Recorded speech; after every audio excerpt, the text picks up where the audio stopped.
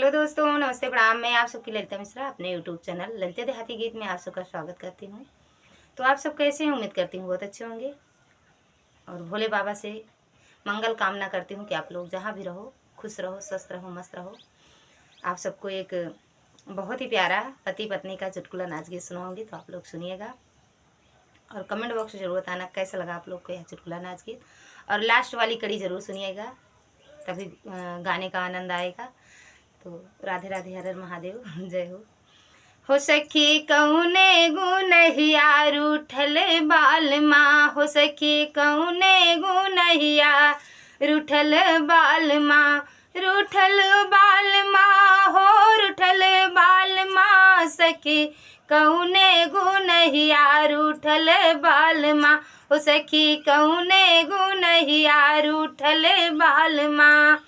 पहली मनावन सासुरने गईली, पहली मनावन सासुरने गईली, सासुरने गईली हो सासुरने गईली, गोड़े ताने चदरिया सुतल बाल माँ, हो गोड़े ताने चदरिया सुतल बाल माँ, सखी कौने गुनहिया रूठल बाल माँ, हो सखी कौने गुनहिया रूठल बाल माँ, हो सखी कौने गुनहिया रूठल बाल माँ।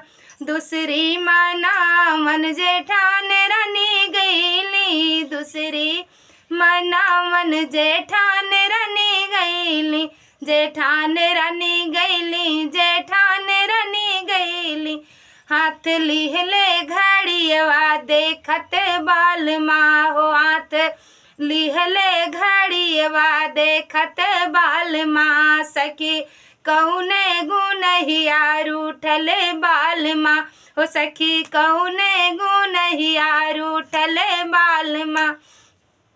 तीसरी मनावन ननद रनी गईली, तीसरी मनावन ननद रानी गईली, ननद रानी गईली, ननद रानी गईली, हाथ लिहले किताबिया पढ़त बाल माँ, हाथ लिहले किताबिया पढ़त बाल माँ, हो सखी कौने गुनहिया रूठल बाल माँ, हो सखी कौने गुनहिया रूठल बाल माँ, रूठल बाल माँ और उठल बाल माँ, सखी कौने गुनहिया रूठल बाल माँ। चौथी मनावन हम ही चली गईले, चौथी मनावन हम चली गईले, हाथ लिहले रूमलिया हंसत बाल माँ, हो हाथ लिहले रूमलिया हंसत बाल माँ, हो सखी कौने गुनहिया रूठल बाल माँ, हो सखी कौने गुन